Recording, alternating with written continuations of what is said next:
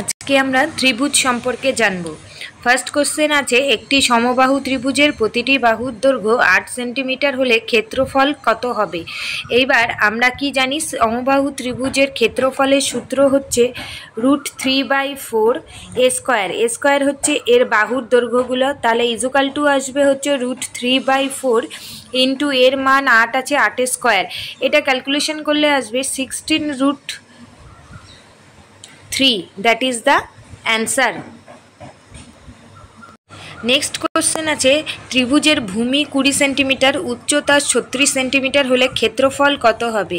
এইবার আমরা কি জানি, এই ত্রিভুজের এরিয়ার সূত্র হচ্ছে হাফ ইন্টু ভূমি ইন্টু উচ্চতা।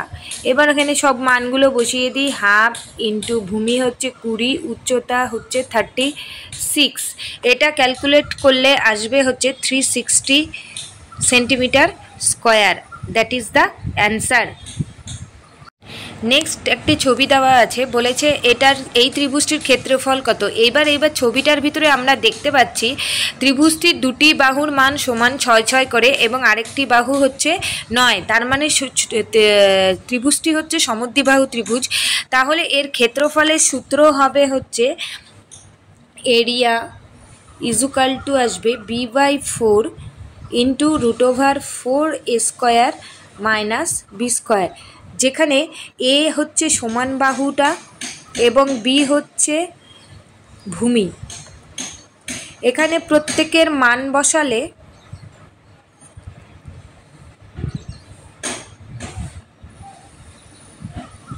প্রত্যেকটার মান যদি আমি বসাই, that's mean 9/4 equal to √4 into 6 square minus হচ্ছে 9 স্কোয়ার।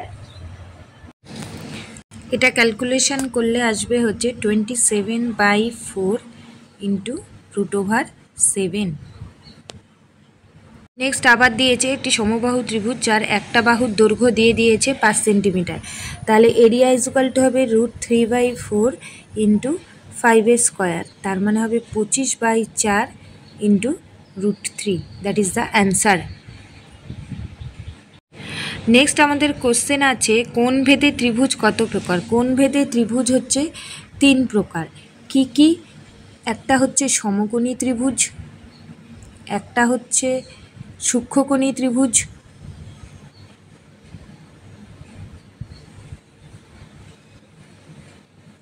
আর একটা হচ্ছে স্থূলকোণী ত্রিভুজ।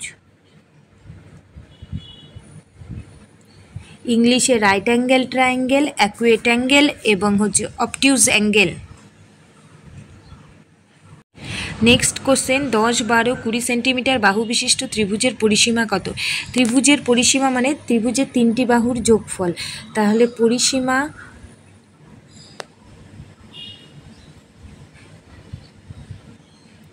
Equal to 10 + 12 + 20 equal to 42 centimetre.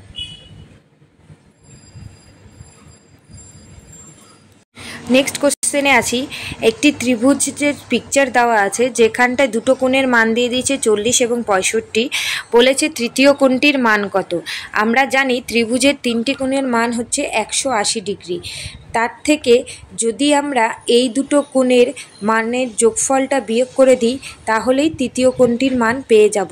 এটা ক্যালকুলেশন করলে আসবে 180 minus 105 equal to 75 degree, that's mean তৃতীয় কোণটির মান হচ্ছে 75 ডিগ্রি।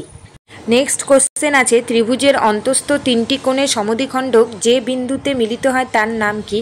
মানে ত্রিভুজের ভেতরকার যে 3টি কোণ আছে তাদের সমদ্বিখণ্ডক, এটা